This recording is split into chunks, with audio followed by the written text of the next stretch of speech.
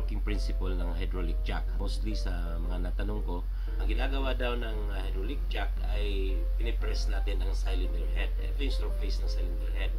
Yes, tama naman mga idol. At meron tayong pinaka-importanting paliwanag dito. May katanungan din, pag nagbukas pa tayo, bakit natin binubuksan itong hydraulic jack na ito?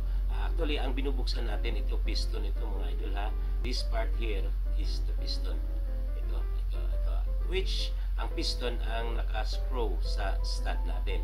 Ito ang stud natin. So, bakit natin niluluwagan every time na pabukas pa lang ang nut? 3/4 turn to 1 turn.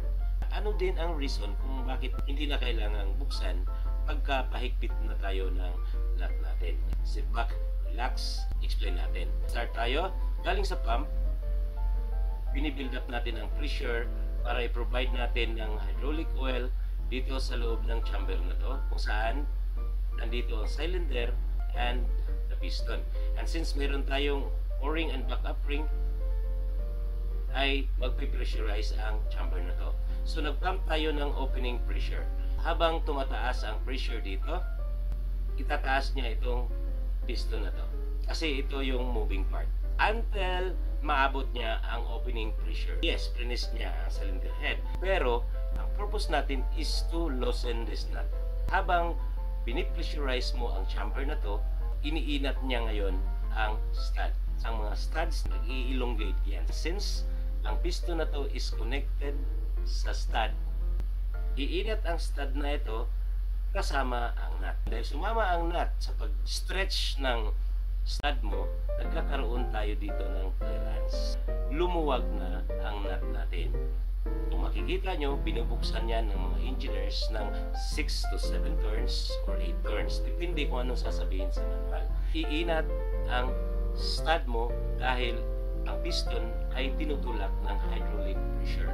Pagtulak ng hydraulic pressure, tumaas ang piston kasama ang stud. So uminat ang stud, ngayon nagkaroon tayo ng clearance and pwede na nating buksan kung ano ang sinabi sa manual. Pagbukas natin, anong mangyayari sa nut? Aakyat ang nut, mga idol. Meron tayong pressure na nilagay dyan, ininat natin ang stud. Kung i-release natin ang pressure na yan, anong mangyayari pagbalik ng piston? Yun ang purpose kung bakit natin bubuksan ng 3/4 to 1 turn ang piston na to.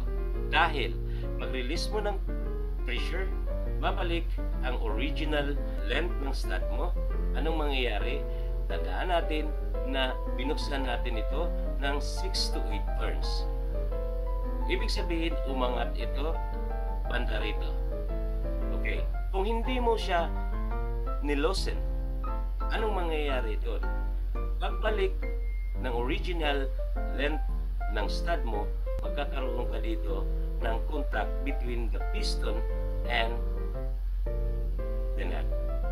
So ngayon, pag in-release mo na ang pressure dito, babalik na sa original length ng stud at ang piston naman ay babalik din. Walang problema dahil meron kang nilagay na clearance. Yun yung pagbukas mo ng 3/4 to 1 turn. Pagbalik ng original length, ang nut mo, nandito na yan banda. Kahit na-release mo na ang pressure, meron pa rin siyang clearance, pwede mo pa rin siyang buksan. Ang tanong, bakit naman pag naghigpit na tayo, ibalik na natin ang nut na to sa tightening pressure niya, bakit hindi na natin kailangan i-loosen itong piston na ito? See you in the comment box mga idol.